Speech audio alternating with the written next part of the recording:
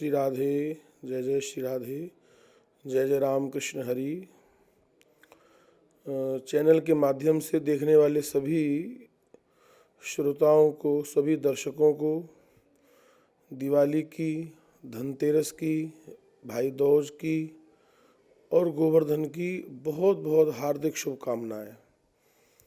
ये त्यौहार जो है ना, त्यौहार का मतलब होता है उत्सव। ये हमारे जीवन में उत्सव लेकर के आते हैं, आनंद लेकर के आते हैं।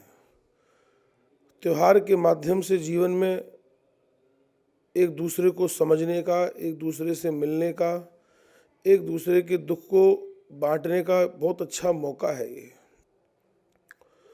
अभी क्या हम लोगों ने सीख लिया कि त्यौहार मनाना है, बोले अपने अपने में मना लो, अपना खा पी लिया, तो ये त्यौहार नहीं है। त्यौहार का मतलब है उत्सव, और उत्सव तो सबके साथ मिलकर के मनाया जाता है। कहते हैं ना कि दुख बांटने से कम हो जाता है, तो ये बात अगर दुख में है तो ये बात भैया सुख में भी है। अगर दुख बांटने से कम हो जाता है तो सुख भी बांटने से और बढ़ जाता है, खुशियाँ बांटने से और बढ़ जाती हैं। और दिवाली का मतलब है प्रकाश उत्सव। ये प्रकाश का पर्व है, ये आनंद का पर्व है, ये प्रकाश का पर्व है। हम भगवान से प्रार्थना करें, अपने ठाकुर जी से प्रार्थना करें कि इस प्रकाश उत्सव के साथ साथ हमारे जीवन में भी भक्ति का प्रकाश हो, प्रेम का प्रकाश हो, भक्ति का प्रकाश हो, ज्ञान का प्रकाश हो, आनंद का प्रकाश हो, तभी त्यौहार हम अच्छे से मना पाएंगे। करुणा निधान भगवान के चरणों में यही प्रार्थना है। आप सबकी तरफ से ठाकुर जी के चरणों में, भगवान श्री सीताराम जी के चरणों में यही प्रार्थना करता हूँ कि आप सभी का त्यौहार, ये फेस्टिवल, ये त्यौहार, ये दीपावली बहुत आनंदमय हो, सुखमय हो। जैसा कि आप लोगों को पता है कि इस समय देश ही नहीं अपितु पूरा विश्व जो है कोरोना महामारी के चलते बहुत डिस्टर्ब है, बहुत सब ऊक चूक है। धीरे धीरे सब ठीक हो रहा है, धीरे धीरे सब नॉर्मल हो रहा है। फिर भी हम लोग त्यौहार खूब अच्छे से मनाएं, खूब खुशी से मनाएं, और थोड़ा जो सामाजिक दूरी है थोड़ा सा उसका भी अवश्य पालन करें, कि जिससे कि इस महामारी से भी अपने को और औरों को बचाया जा सके।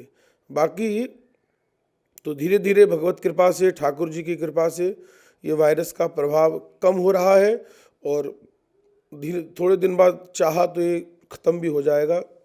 यही हम प्रार्थना करते हैं कि ये कोरोना महामारी से जो पूरा विश्व जूझ रहा है, ये जल्दी इसकी वैक्सीन बने और लोगों को इसका लाभ मिले, और जैसे पहले जीवन जीते थे वैसे हम लोग अपना जीवन जिएं, और खूब आनंद से आप लोग रहें, खूब अच्छे से अपना इस प्रकाश उत्सव को मनाएं, धनतेरस को मनाएं।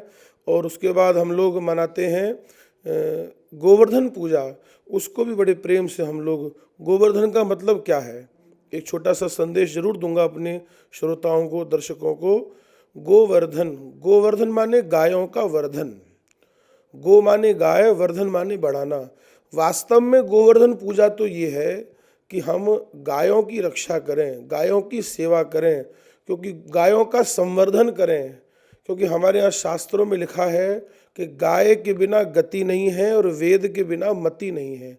अगर मति चाहिए, बुद्धि चाहिए तो वेद का आश्रय लेना पड़ेगा, लेकिन अगर आपको गति चाहिए तो आपको गौ माता का आश्रय लेना ही पड़ेगा।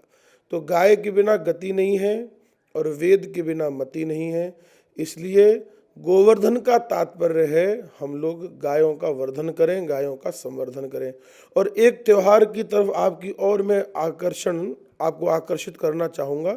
दिवाली के 8 दिन बाद एक और त्यौहार आता है, और मुझे लगता है कि वो सब वैष्णवों को, सब भक्तों को बड़े धूमधाम से मनाना चाहिए। वो त्यौहार है गोपाष्टमी।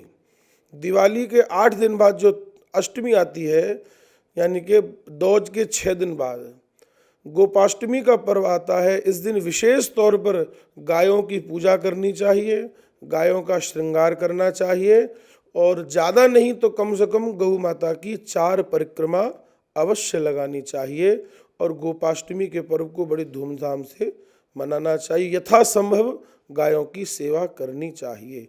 तो पुनः आप सभी को दिवाली की, धनतेरस की, भाई दूज की, गोवर्धन की और साथ साथ जगत जननी गौ माता के पवित्र त्योहार गोपाष्टमी की सभी को बहुत बहुत हृदय से शुभकामनाएं, बहुत बहुत आशीर्वाद। जय जय सिया राम, जय जय राम कृष्ण हरि।